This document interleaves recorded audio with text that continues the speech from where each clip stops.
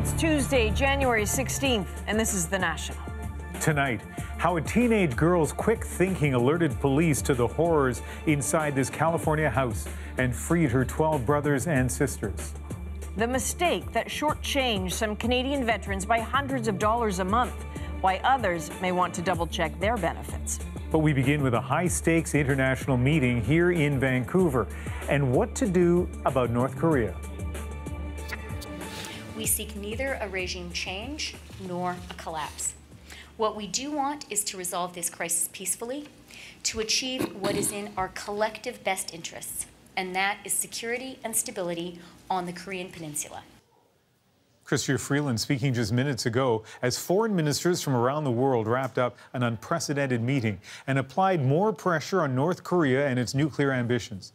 Katie Simpson now on whether the meeting will actually address the threat facing the international community.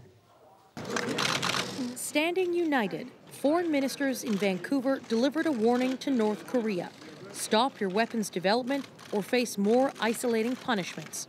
Investing in nuclear weapons will lead only to more sanctions and to perpetual instability on the peninsula.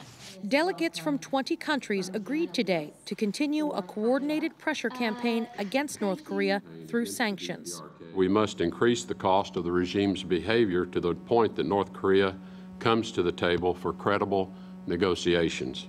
Despite agreement around the table, no new measures were announced, aside from Canada investing $3 million in a sanctions enforcement training program. It would help if Russia and China were involved in this meeting, because we can't enforce the sanctions without China particularly, and Russia also. Neither China nor Russia were invited to the summit, which has led to skepticism about how much impact the talks will have. But some argued diplomacy may already be working, since North and South Korea recently reopened talks for the first time in 2 years. Despite the long absence, I have to report that the dialogue has been rather productive and positive. The new dialogue is a welcome break in the illegal weapons testing carried out by North Korea, but Kim Jong-un's motives are being questioned. I believe that North Korea wants to buy some time to continue their nuclear and missile programs. They simply want to get something out of this dialogue. Katie Simpson is here in Vancouver, and so, Katie, the big question, is anything expected to change as a result of these talks? In the short term, Ian, no. Consider this a warning shot that if North Korea doesn't stop its weapons development, it will be slapped with even more sanctions. For immediate changes, these countries really need to get China and Russia on board with a plan to make sure those sanctions are being fully enforced. But it doesn't look like Moscow or Beijing want to do more on that front, since they've been openly criticizing this meeting for about a week now. Interesting that the site of these talks was in Canada. What does this country get by being a co-host? Well, this kind of gathering certainly doesn't hurt Canada's reputation on the world stage. But the Canadian government, at its core, truly believes diplomacy has to be the way out of this. And while U.S. Secretary of State Rex Tillerson, who is the co-host, he believes that too, not everyone in the White House is so supportive. So this summit today helps Tillerson drive that message home to the Trump administration that America's allies want diplomacy and perhaps they should give it more time to develop. All right, Katie, thank you. And as we just heard, notably absent at this Vancouver gathering, China and Russia, two key players that not only share land borders with North Korea, but are also Kim Jong-un's main allies. Besides the co-hosts, Canada and the United States, there are also senior officials from 18 other nations here in Vancouver. Some you'd expect, such as South Korea and Japan, but others that might surprise you. Keep in mind, the guest list is made up of countries that contributed troops or equipment to the United Nations side of the Korean War from 1950 to 53. That's why Greece, Norway, and Colombia are in, and China and Russia, which backed the North during the war, are not. China, North Korea's main trading partner, reacted angrily to not having a seat at the table, calling it Cold War thinking to involve only those allies which supported the South decades ago. Beijing dismissing the meeting as meaningless without them, claiming it could even destabilize the region and create divisions within the international community. This morning, China blasted the international community on state-run TV just as the talks began in Vancouver. Unity on the issue is extremely important, this news bulletin said. Russia has gone a step further. Its foreign minister condemning the summit as harmful and destructive. On the eve of the meeting, tensions getting even higher after another false North Korea missile warning, the second in just days. Last week, as you'll remember, it was Hawaii that sent out an official emergency alert. This time it happened in Japan. The state broadcaster NHK sent out this news alert by accident. North Korea likely to have launched missile, evacuate inside the building or underground. Of course, there was no ballistic missile over Japan. NHK correcting the mistake within a few minutes and then apologizing. But it would have been a scary few minutes for people who received that message. Adrian, let's turn to the United States now. You're following developments tonight on a disturbing story. You're right, Ian. The setting for this is Paris, California. I think most people who live there would probably say it's a pretty ordinary American town. But ordinary does not get the kind of international attention the community about 100 kilometers southeast of Los Angeles is receiving today. This is after the emergence of a cruel and twisted story involving a local family. The parents are facing multiple charges. 13 of their children were found malnourished, some of them chained and shackled. CBC's Kim Brunhuber was in Paris as officials revealed the horrifying details. As crime scenes go, almost every house of horrors looks normal, and this one is no different. But the story of what went on inside this ranch-style bungalow defies belief. 13 children held captive by their parents, it's believed, for years. But it seemed that the mother was perplexed as to why we were at that residence. The youngest child was 2 years old, but incredibly 7 of them were adults, ranging in age from 18 to 29. They were taken to hospital where staff in the child abuse unit say they were heartbroken by what they saw. The long-term needs of these kids are going to be the psychological and psychiatric needs due to the prolonged periods of starvation and maltreatment. Their parents, David and Louise Turpin, seen in this surveillance video being led away by police, have been charged with several counts of torture and child endangerment. The home was listed as a school. David Turpin, its principal. Louise Turpin's sister and brother say she had cut off all communication with the family. They say they hadn't seen the children in years. I can't imagine what they've been through. I just want to hug them. I'm very angry with them, but then feel bad for the kids. Among the questions still to be answered, how long had the children been captive and why had neighbors never noticed? Those who live on the street say the family was reclusive, to the point that Robert Gomez Jr., whose backyard abutted theirs, didn't even know they had kids. It's just crazy to think that something like that can happen, like next door. Some thought it was odd that with a house full of children, so few of them ever came out to play. Now they know the horrifying reason why. It's heartbreaking.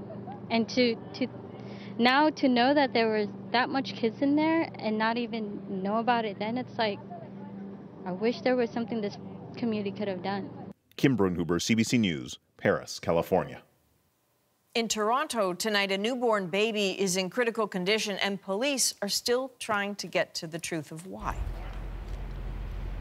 It all started this morning when police got a call about a baby being found abandoned outside at a commercial plaza in Toronto's West End. But tonight, it's unclear what actually happened or whether the baby was ever outside. All we know is that the newborn is now in hospital and the mother has been located by police. Officers say they are still investigating. And an Ontario man is stuck in a painful dilemma. He may never see his father alive again because U.S. officials won't let him cross the border, nor will they tell him why. As Chris Glover explains, time is not on his side. Assalamu alaikum, Abuji. His father is dying of terminal brain cancer and lives in Cleveland, about 500 kilometers from the man's home in Mississauga, Ontario. We're doing an interview about my situation and how I've been going to the United States my whole life, but recently, for whatever reason, I've been denied entry, and I can't find out why. Keep on trying. Inshallah. We're not revealing his identity because he worries the stigma could affect his employment. Neither American nor Canadian authorities will tell him why he's been blocked from the U.S. 3 times since 2013. I haven't really heard much back from them. I've written letters to them multiple times, and I'm really trying to get answers and just trying to get help. It began when he returned to Canada in 2013 after a 2-year stint teaching English in Egypt and immediately faced scrutiny at the border. Yeah, it'd be nice just to get a reason as to why. He shot video of it happening. Shortly after, Canada's spy agency tried to set up a meeting with him. And to me, it wasn't a coincidence. You know, there was something going on there. He says he had met with CSIS agents years before as part of so-called outreach to the Muslim community. This time, he told CSIS to pay for his lawyer or no meeting. For me to go out and spend thousands of dollars on a lawyer and meet with them when I know I didn't do anything wrong. One possible explanation he was turned away at the border is a loose affiliation with this man, Damien Claremont, one of a cluster of men from Calgary who died overseas after joining foreign fighters in Iraq and Syria. The Mississauga man lived in Calgary around the time they would have been radicalized. But just because you interacted with someone doesn't mean, obviously, that you're guilty or associated with that person.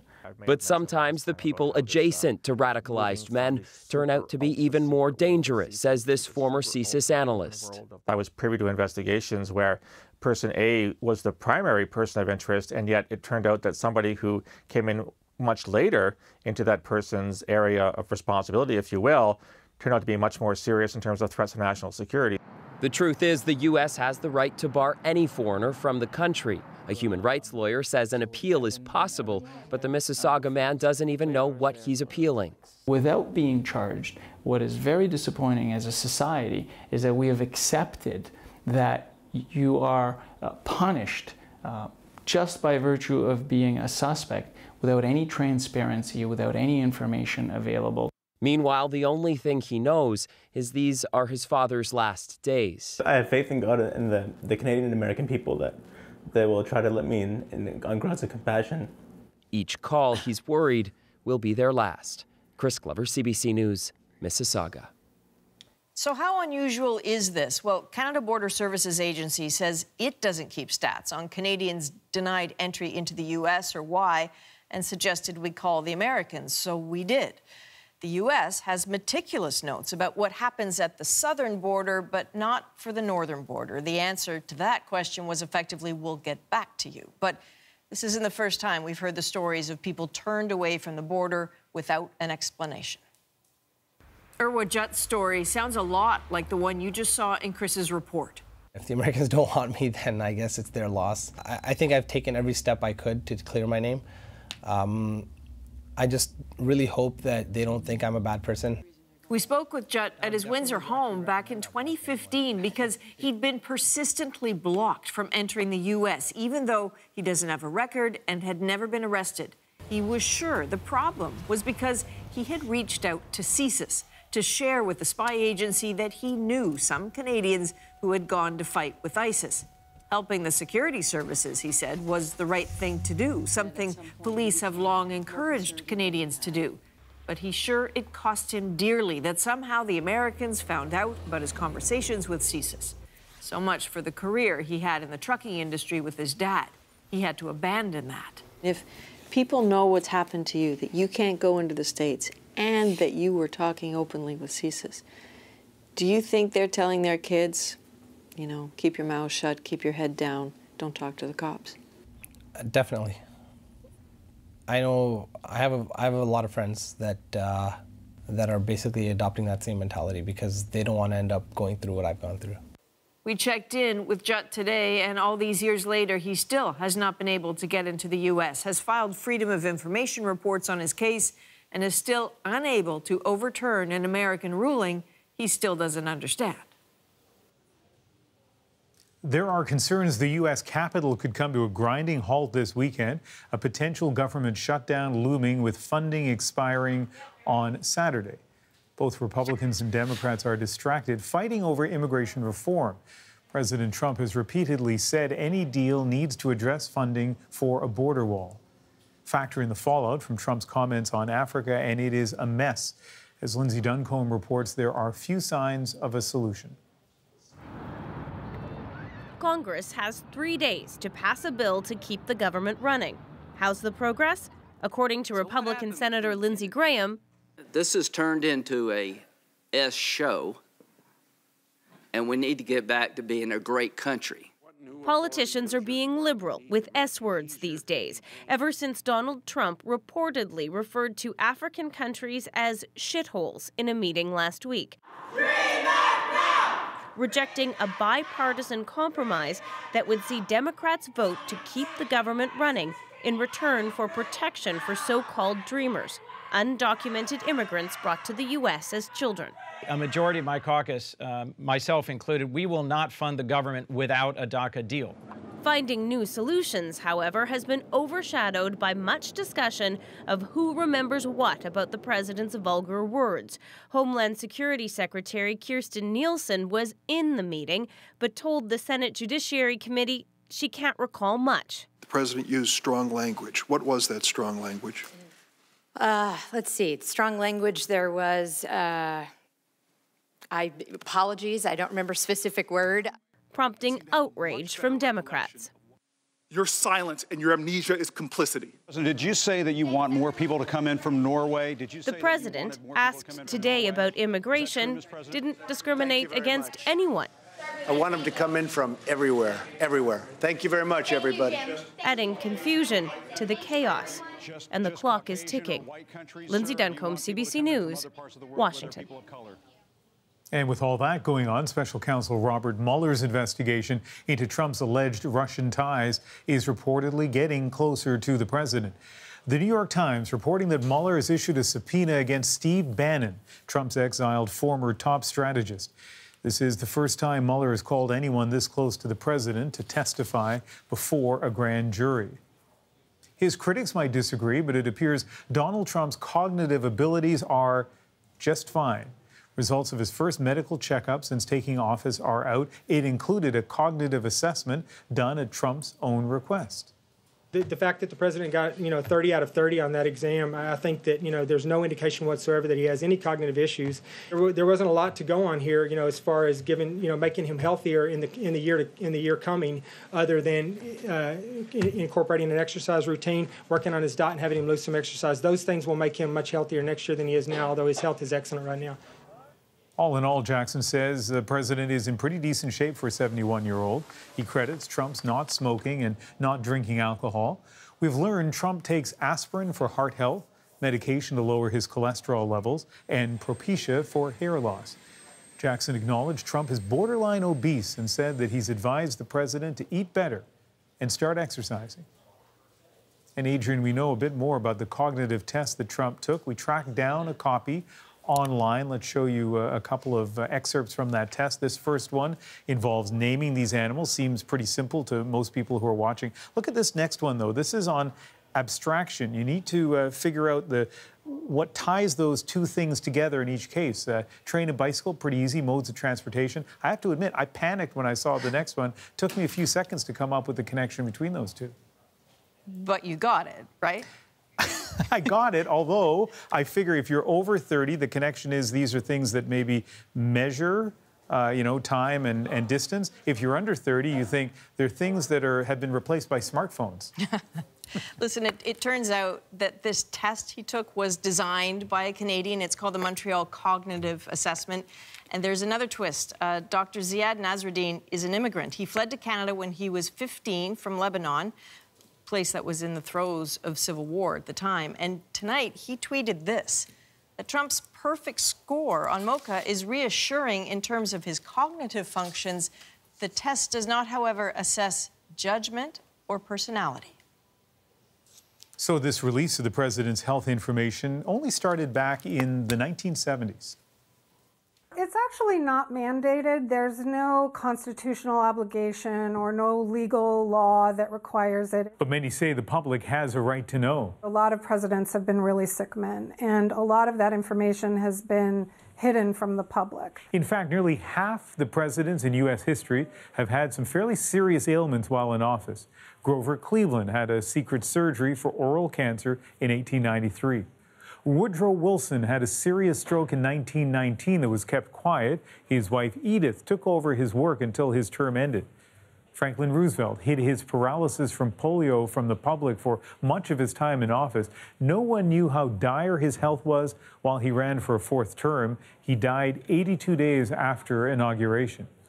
John F. Kennedy also had hidden health problems, including Addison's disease and back pain so severe it required frequent injections. And there are still questions about whether Ronald Reagan suffered from Alzheimer's while in office. His diagnosis was revealed 5 years later. Well, here's what else we're following on the National tonight. Learning more about the 15-year-old caught in the crossfire in Vancouver, who he is, and more about what happened. The Golden Couple of Ice Dance will carry Canada's flag into the opening ceremony in Pyeongchang. We'll show you the Olympic flag bearer announcement. And Canada's BlackBerry trying to regain some of that lost glory, and not in the way you might think. The company sees its future in driverless cars. You probably had read and heard about autonomous vehicle could be hacked or connected car could be hacked. A hacked car, unfortunately, is like a weapon. And so the government are very interested, the industry are very interested.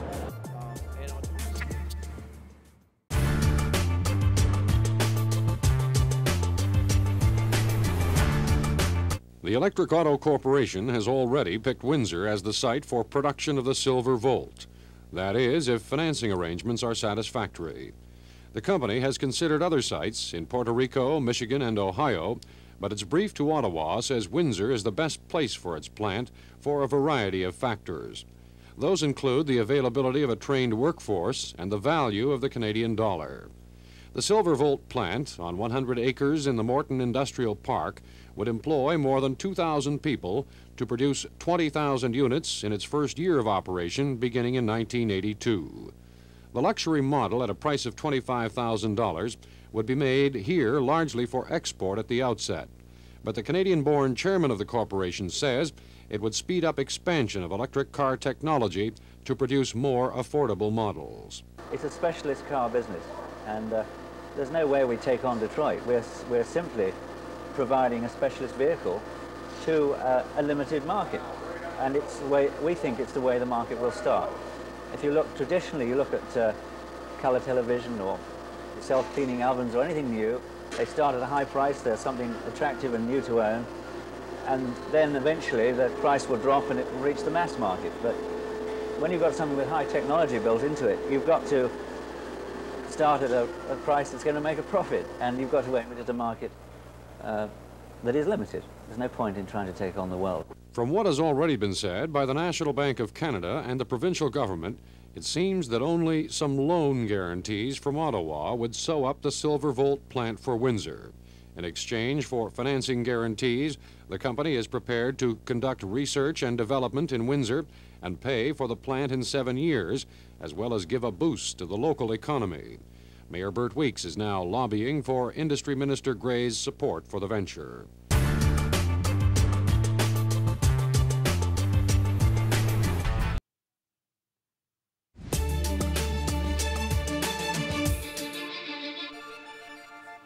On the National tonight, we know the name of the 15-year-old killed in Vancouver as his family happened to be driving by, two people shooting at each other. The boy has been identified as Alfred Wong. Anita Bath has been tracking reaction. She joins us now with more. And Anita, let's begin with what you're hearing from people who knew Alfred Wong. Well, as you would expect, it was a very hard day and will continue to be very hard for those people who knew the boy. A few people wanting to share memories, but for the most part, the community is really keeping to themselves. That includes his parents. Now, the school that he attended in Coquitlam, which is just outside of Vancouver, had grief counselors on hand today to help students and staff. And I saw some of those students very visibly upset. Some of his friends did post on social media today some memories. One boy said he attended middle school with Alfred Wong in a gifted program. In a statement on Reddit, he said, "My friend was a strong, smart, and loyal person. He was very trustworthy. I loved him because of his personality himself." Now, I went to Alfred's church today and sat down with his pastor. Now, he says that the family is extremely exhausted. But not only that, they're very worried about speaking out because they are worried about retaliation and the fact that the shooter is still on the loose. And that is a big part of why they haven't released a photo yet. And Anita, we would expect the killing of an innocent bystander to be the kind of crime that motivates an especially big police response. Yes, and we have 50 VPD officers on the ground working on this case. And if you don't know, Metro Vancouver has been plagued with gun violence for quite a while. And experts I spoke with today say this number of resources is unheard of. Have a listen. You'll have some integrated regional resources applied to deal with this. You'll have assistance from some of the other municipal agencies to ensure that we have a successful conclusion to this. The public is at risk. You have police agencies telling you the public's not at risk. Well, this is an example of why the public is at risk when any of this gunplay is played out in public places. One last note to mention, we do know more about the man police believe was the intended target, Kevin Whiteside. We know he has a criminal record, but we also reached out to his family today. They say they are also in mourning. They say that they do express their deep sorrow and condolences for the family of Alfred Wong. Ian? Anita Bath in our newsroom here in Vancouver. Thank you. Ahead on the National, when working hard doesn't get you ahead. I don't have many choices. It's either I eat some days or I don't. There are days that I go without eating. Nick Purdon learns about life on minimum wage. Plus, multi-medalist Tessa Virtue and Scott Moir will lift the flag for the opening ceremonies of their final Olympics. How they got here, coming up.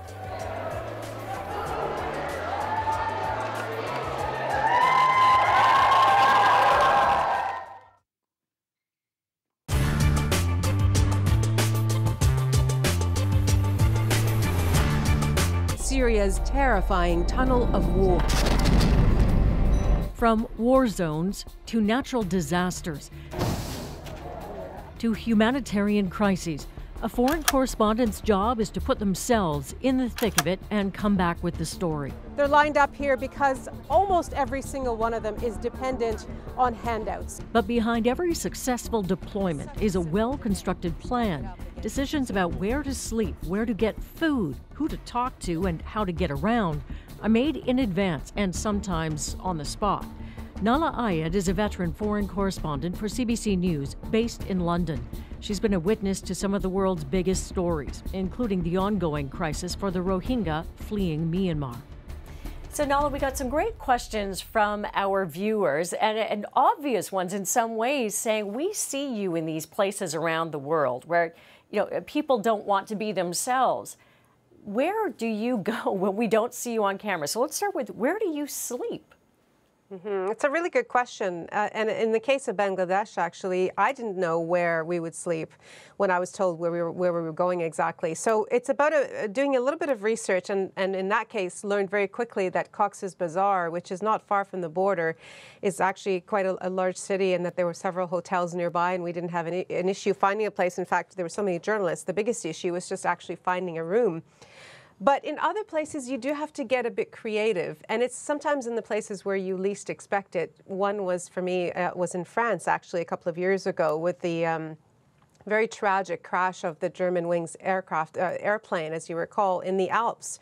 It's a place I've never been. It's the Alps. You'd think there would be some hotels. It was a challenge to actually find a place, and at one point, there were local people who were coming around with phone numbers, their phone numbers, and offering places to stay up there. So a lot of us took advantage of that, and actually we created a bit of a live position in one of them.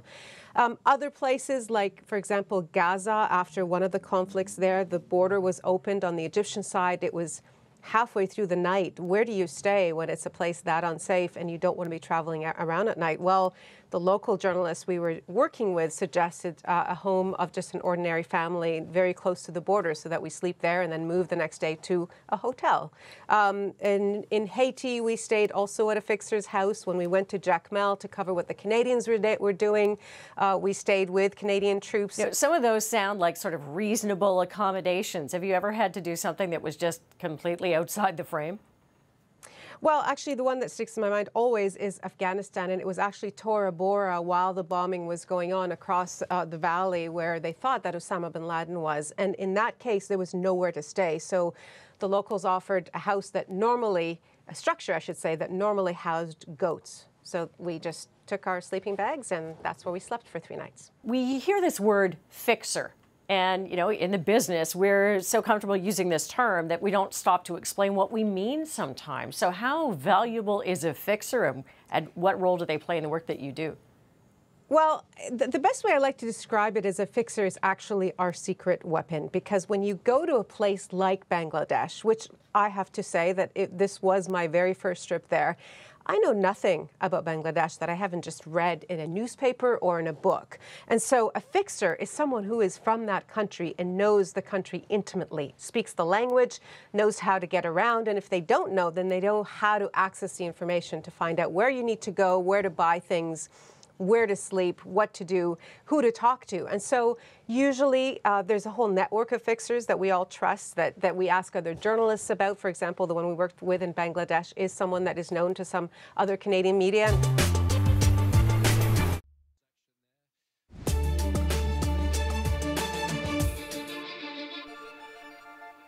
From price increases at coffee shops and restaurants to fears about lost tips, benefits, and even jobs.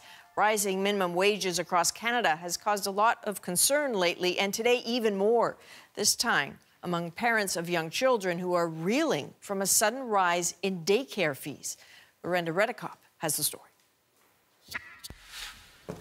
Taryn Aitken has 2 toddlers in daycare. She says it was already expensive. Now it's up $368. It means for both kids, it costs more than $2,000 a month. We've definitely had to do some reevaluating the decision whether or not we can afford to put our 3-year-old in swimming lessons or skating lessons. We've decided to hold back on those extracurriculars. And she's not alone. I think it was honestly shock. Michelle Corkapome in Burlington got a letter from her daycare. 6 days before Christmas, you get this message saying, by the way, next month you have $630 more you have to spend on daycare. The reason given, Ontario's minimum wage hike. There's rent control. There should be some sort of control on daycare rates so that, you know, overnight rates can't go up by 24%. Her daycare wouldn't talk to CBC, but did confirm its rates went up. Last night, the Premier acknowledged the concerns, tweeting that she's working to keep costs down with special funding for childcare centres. Joan Brain runs 2 daycares in Ontario and says she hasn't seen any money yet. She had no choice but to up her prices, so far by $1 a day per child, and she worries she may have to increase them even more. Because we won't be able to make ends meet. Because unfortunately, our food costs are going to go up, any toys and equipment, all the other costs are going to go up. When Alberta's minimum wage increased, so did fees at some daycares. Nothing like these amounts, however, their wage hike was also smaller. It's a percentage. Taryn Aitken wants to shift the discussion altogether towards universal childcare. People say, why do I have to pay for your child to go to daycare? Well, why do I have to pay for your lung cancer treatment? It's about society working together. Michelle Corkapome isn't waiting for that discussion. She found a different childcare centre, and now she's actually saving money. Brenda Redekop, CBC News, Burlington, Ontario. I feel like I'm trapped in a bubble all the time, like on a constant hamster wheel, and I can't get out of it. And I try, no matter what I do, I just can't seem to get out of it. That is Kevin, one of a shocking number of Canadians earning minimum wage and yet still among the working poor. These are people who have full-time jobs but struggling to make it on their own, even with the recent wage hikes. As Nick Purdon found out, it makes for a difficult life with some difficult choices.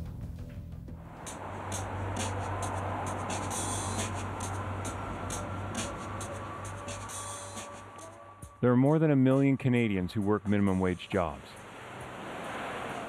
More than 1 million. That's 8% of Canada's salaried employees. I mean, think about that for a minute. Maybe try to imagine making your own life work on minimum wage. But here's the thing about imagination and statistics. They only get you so far. You know when you really start to understand minimum wage? When you meet the people. That's why I've come here to St. Francis Table. It's a restaurant for the poor. You pay $1, you get a meal.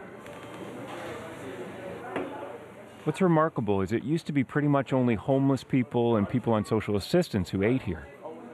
But nowadays, people on minimum wage come here too. The first person I meet is Yuzdel Amaro. He's not just one of the cooks here. He tells me he's one of the working poor himself, and that he needs more than one job to make ends meet. Handling 3 jobs or 2 jobs at a time for years, it just takes a lot of time out of you, and it's tough. It's tough. A lot of time goes by on just paying bills. For years and years and years, I worked 7 days a week. It was up till recently that I just decided for $100 or $200 on a paycheck, I needed a day off, you know? So I decided to take Sundays off. And I just can't wait for Sundays. You know, after working 15 years in a row, almost 7 days a week. So, what are the hard choices that you have to make based on how much money you make? I think the tough one for me would be not being able to just support my family in Cuba, you know. Not being able to just go out with a girlfriend, you know, when I really want to. You know, I just wish I would be getting paid more. Now that they're gonna make it to 14, I think that is an improvement. I don't think that will solve any major problems in anybody's life, especially with prices going up.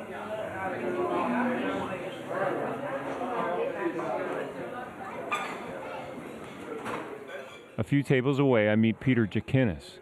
Peter works for a temp agency, and he fell into debt a few years ago and had to declare bankruptcy. I'm going through the organization. Peter says he'd rather talk somewhere more private. What can you tell me about making minimum wage? Well, you can live. Well, actually, you can exist, but you can't necessarily live, I would say. That's the best way to describe it. You need a little more to get by. It's tough. You have to really skimp on everything, clothes, food. You said you can exist, but you don't live. What does that mean? Well, you can exist, you can get by. You know, you can find ways to get by, but you don't have those extra things. You know, man does not live by bread alone. You know, you need recreation, you need entertainment and things like that. You need a little extras other than just making sure your bills are paid and your rent is paid and so on. Right. You know, why not go to a movie once in a while? Why not go to a ball game once in a while? I mean, is that too much to ask for someone who's putting in hours and no matter what they're doing for a living? Towards the end of the month, but, you know. I get the feeling from Peter that he's more or less resigned to his situation.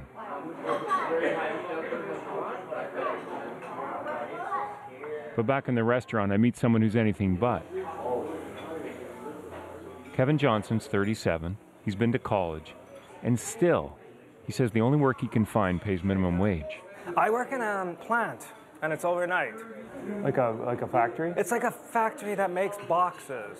And it's a very boring, very repetitive job. And I'm thinking, I just took a travel and tourism course. Why am I having to do this? Tell me why you come here. I come here just to save a little money, and so I can keep a roof over my head, first of all, and to keep my gym membership. Because without my gym membership, I would get very depressed. And so I want to keep that going. What do you think people across the country don't understand about people who work at minimum wage? What they don't understand is how tough it is, and how it's so difficult to budget your money. And like right now, I need to buy a few things. I need a warmer jacket, first of all. Like this jacket is okay for milder winter days, but when it gets really cold, like when we had that cold snap, I was freezing in this thing. And I'm thinking, well, I can't afford to buy another jacket. And the problem is with this job that I have, I'm having to walk, taking the night bus as far west as I can, and then having to walk for an hour in the freezing cold because I cannot afford to take a cab to get home.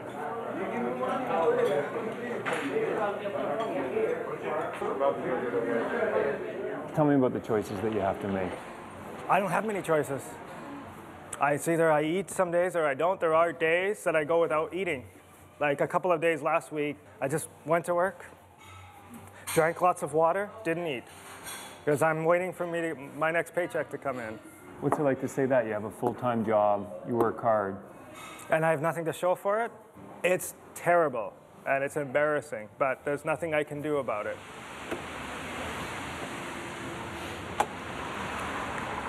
Once he's out on the street, you'd never know Kevin's situation, that he has a full-time job and he can barely make ends meet. I mean, that's the thing about poverty in Canada. It can sometimes be hard to spot. But one thing is certain, it includes people on minimum wage. Sometimes I go for little walks on Friday, Saturday nights downtown, you know, and I see other people, they're going out to restaurants and bars, having a nice dinner. Well, why can't I have that? What am I doing wrong? Because I'm struggling and being envious of what they're doing, wishing that I could do it, and feel normal. Nick has more from Usedale, Paul, and Kevin, and you can share it from our Facebook page, and you can always find powerful images on Instagram and tweet us at CBC The National.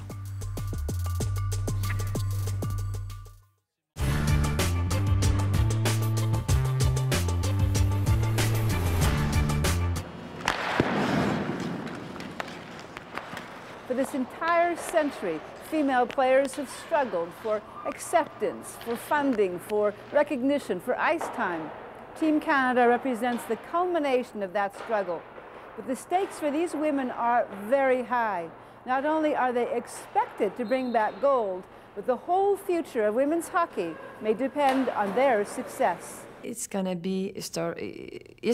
It's history. For St. Louis, it's history. For others, it's a future. The enrollment of girls into hockey has grown exponentially in recent years. Now, with an Olympic team, the Canadian Hockey Association expects 100,000 Canadian girls will soon be playing. These girls memorize the names of the women's Team Canada. The Olympic players are their heroes. We played against boys, and it wasn't all that challenging. It wasn't challenging. How come it wasn't challenging playing against the boys? It was just too easy for them. Taryn, Brenna, and Marika play for an all-girls hockey team. Until recently, they had to play with boys. Now they play against them. When you're a girl on a boys' team, they kind of tease you and don't think you're good enough, so they don't pass to you, and they don't really believe you're a part of the team. When you're on a girls' team, we're all the same, and there's no better people and stuff like that. Do boys play differently then? Yeah, they're a lot rougher than us. So how can you beat them then? Well, our coach tells us to be aggressive.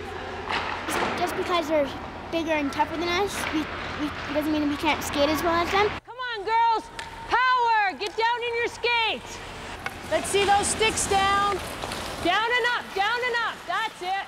The Ridgewood Redbats all-girls team is a breakthrough in Calgary hockey. Their coach, Lynn Leal, is trying to give them what she never had. Good shot, Brittany. Let it go, Tara, well done. If you ask any one of the girls that I coach, what do you want to be when you grow up, and if they say a hockey player, they really truly can be a hockey player. When I was 9 years old, it was a dream. People would ask me, what are you going to do when you grow up? And I said, I am be a hockey player. But that was a fantasy. Now it's a dream that they can live, they can see it through. And that is just, for me, personally, it means so much just to see these girls involved in a game that they can actually take somewhere if they want to. How big is this for women's hockey, the Olympic Games? It's huge. I think it's just going to build from here now that we're together. I think the game can be taken seriously now. And everything. So what usually follows success? Money, of course. The world of commerce has already figured out these women are highly marketable. Esso, Air Canada, the Royal Bank. Corporations know these fresh faces will bring a whole new market to hockey. Women's sports, and in Canada's case, women's hockey is sort of a sleeping giant.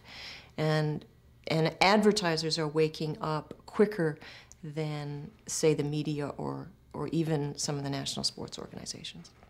The idea behind this is to bring players into your living room. I mean, Elizabeth A2 is creating the first magazine in the world dedicated to female hockey.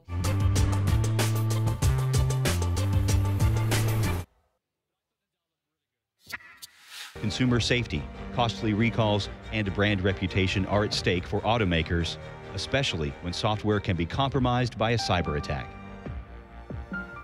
Canada's BlackBerry built a global reputation with its pioneering smartphones, but then Apple and others caught up. But now the Canadian company is gaining ground in the auto industry with software that could save lives. Today, Renee Filipponi caught their sales pitch. The Detroit Auto Show is where automakers come to show off their very latest in design. Along with horsepower, powertrains, and high-performance braking systems, these days it's the invisible computer technology taking the driver's seat. Please welcome John Chen. Thank you, everybody. And that's why BlackBerry CEO John Chen is here. BlackBerry and Detroit Auto Show, what is the connection to the two? I'm here to try to explain to that. You please play that video. It's his first visit to the auto show. His mission is to sell the tech company's encryption and security reputation, the protection of your personal information, in its quest for redemption. We will provide the security protocol of how things talk to each other inside a car. Other people may be providing a dashboard, they may be providing a lane changing code, or and so forth and so on. So it's very important that you create a communication platform inside a car that connects all the other things safely, securely, and that's what we do. BlackBerry quit making physical phones 2 years ago, unable to compete with the likes of Apple and Samsung. The few that are still out there are made by third-party manufacturers. In an attempt to save the company, Chen shifted focus to software, and more specifically the operating system it bought back in 2010, QNX. And BlackBerry bought the company several years ago with a focus to use parts of that software in a new operating system for its phones. Now, the phones didn't work out, so they had to find another way to use QNX. This was about the time where cars were becoming computers on wheels. So BlackBerry saw an opportunity to put QNX in computer systems that would help to drive cars. For years, BlackBerry software has been running onboard infotainment systems in cars. In fact, 60 million vehicles have them. But now the company wants in on the self-driving car game, and they're creating an operating system for autonomous vehicles that works like Microsoft Windows does for your home computer. And this week, they've unveiled new cybersecurity software to help detect vulnerabilities in cars. Okay, hold on tight. Hold on. The risks are real. He's not getting out of that. I'm going to act as today's crash test dummy while Charlie and Chris hijack its digital systems. In this video, a pair of cybersecurity researchers show how easy it is to hack a vehicle. Something just turned on all the fans. By taking control remotely of this Jeep. I can't turn it down. So we're killing the engine right now. Chrysler recalled more than 1 million vehicles after the discovery. Software and the security of that software is critical. Ross McKenzie is with the Waterloo Center for Automotive Research. He says it's not just hackers that pose a risk for connected vehicles. So imagine if you're at a intersection and you're in the left turn lane and I'm beside you, and you've got a wireless system in your vehicle that sends a signal from your turn signal handle back to the rear taillight to make the left turning lamp flash. Well, we don't want that wireless communication to come across the lane into my car and make my left turn lamp flash. BlackBerry will continue advancing this scanning technology. But BlackBerry isn't alone in developing operating systems for self-driving cars. Giants like Apple, Google's Alphabet, Tesla are all in the game. If it's entirely like you said, only the big boys win, I suggest that we're the big boys in that sector. So I'm comfortable with our posture. The company already has partnerships with major car companies, plus a number of other tech companies wanting in on self-driving cars. A lot of people have still written BlackBerry out. BlackBerry is still a fraction of what it used to be. It's not a $20 billion company anymore. It generates roughly $1 billion in annual revenue. But going forward, there's going to be a lot of people that are going to be paying close attention to what John's doing in the auto sector. Oh, don't want to blow my own horn, but I think you will agree with me that 4 years ago, everybody will count BlackBerry out. And even if we're able to sell the company, it will be sold for a very small amount of money. My job is to not only turn it around from a financial point of view, but to create a future that we could be iconic again.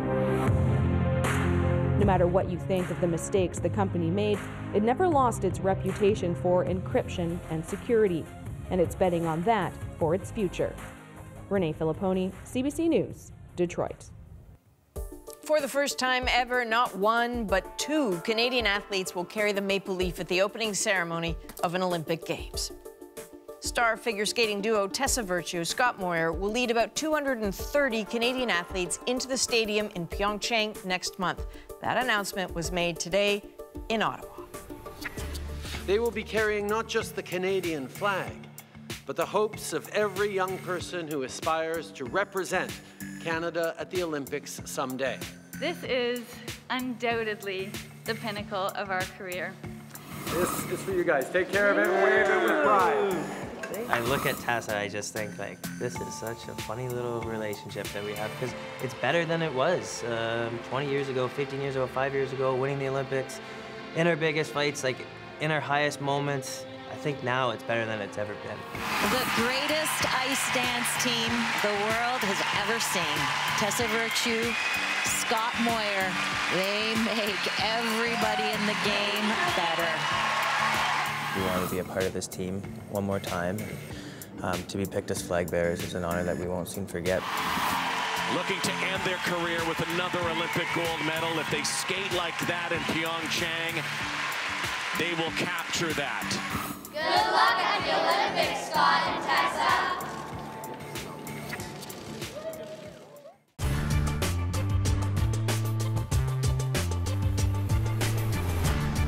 All right, okay, you got it.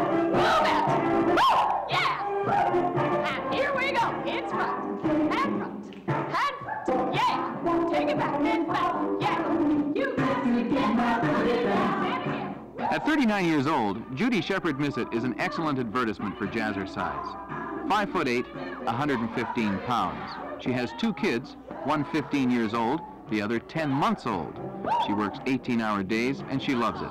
And her enthusiasm is infectious.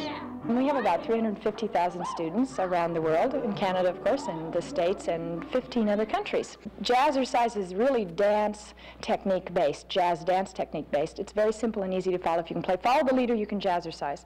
We also create in class a very theatrical atmosphere. Lots of whooping and hollering and singing along with the music. It's a very good emotional release.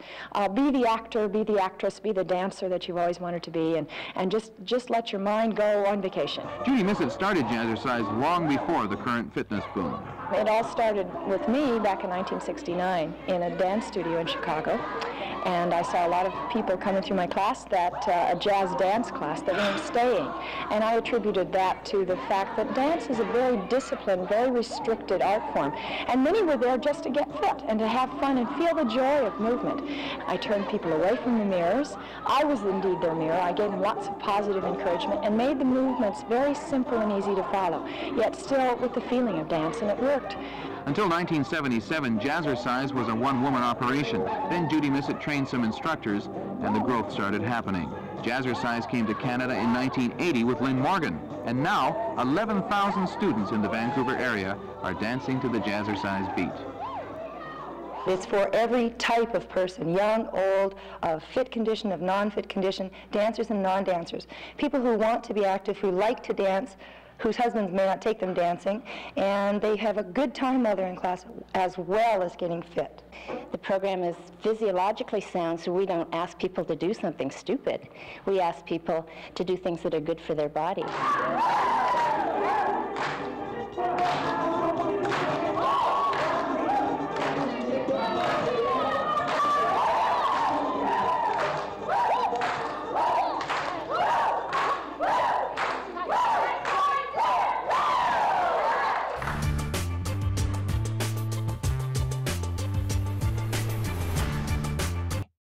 On the next Burden of Truth. I'm your lawyer, not your friend. You think these girls are doing this to themselves? The chemical damage explains the symptoms. You can't just storm in there. Come home, Joanna. You really want to throw it all away from Millwood? Burden of Truth, Wednesday at 8 on CBC. This February, the Olympic Winter Games are coming to CBC, Canada's Olympic Network.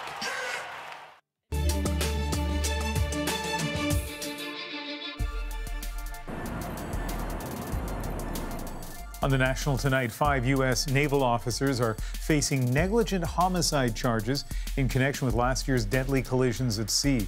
A total of 17 sailors were killed in 2 separate incidents involving U.S. destroyers colliding with other ships.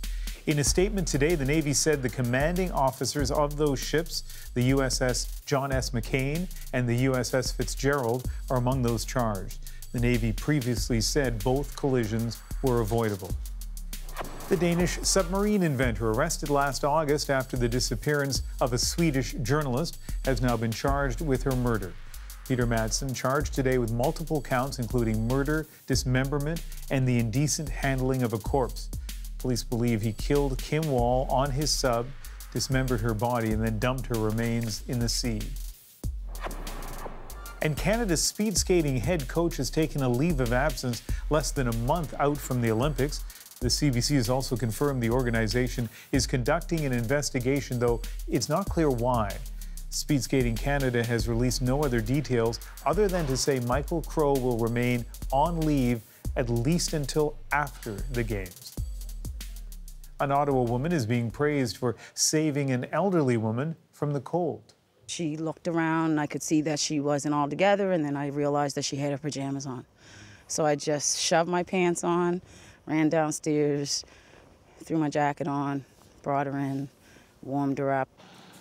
It was minus 27 with the wind chill this morning when Penny Tasco noticed the woman outside wandering the streets wearing just pajamas, a house coat, and socks. Paramedics say that she was already suffering from minor frostbite and hypothermia. Are you actually getting all the benefits you're entitled to receive from the government? Well, some Canadians haven't been. All veterans, military and RCMP, and their dependent spouses should be checking their own benefit systems to ensure that they are getting and they're entitled to all the benefits they're receiving. So if you're wondering why Peter Stauffer would send that message today, it's because Veterans Affairs has admitted to a $500,000 mistake that shortchanged veterans by hundreds of dollars a month. As Kayla Hounsell tells us, it was a veteran himself who discovered the error. Retired Captain Dennis LeBlanc is quiet after talking about his tours in Afghanistan. He lives with PTSD and was medically released from the Canadian Armed Forces 2 years ago. He expected Veterans Affairs to take care of him and says for the most part it does. LeBlanc receives a monthly benefit payment because of his disability, but when the federal government made changes last April, he knew something wasn't right. And I got a letter saying that, well, no, you don't meet the criteria for a higher grade. For this particular benefit, there are 3 grades or levels of payment based partly on the number of years a veteran would have had left to serve when they were released in an expected 25-year military career. The Career Impact Allowance is actually designed to reimburse people for their loss of ability to generate retirement income. So the earlier you get injured in your career, the more of a loss there is. LeBlanc was in the lowest pay category for people who had only 5 years left to serve. He actually had more than 5 years left to serve, meaning he was entitled to more money. He reported the matter to the Ombudsman, which prompted Veterans Affairs to investigate. It determined the department had indeed incorrectly rounded LeBlanc's years of service. I realized that, okay, wait, if this is affecting me, this has got to be affecting a lot more people than just me. It turns out LeBlanc was correct. Veterans Affairs admits it made a calculating error that affected 133 veterans across the country. The department has now fixed the mistake, giving each of those veterans an extra $600 a month. That's a car payment, that's, my kids' education fund. I mean, it was huge. In November, the veterans received all that lost money retroactive to April. This is how the system is meant to work. The Ombudsman brings this to our attention, we listen to veterans, and we check the system. LeBlanc and the Veterans Ombudsman are encouraging all veterans to ensure they know what they're entitled to and to check whether they're actually getting it. Kayla Hounsell, CBC News, Hanwell, New Brunswick. And that brings us to the end of this edition of The National for January the 16th. Good night. Good night.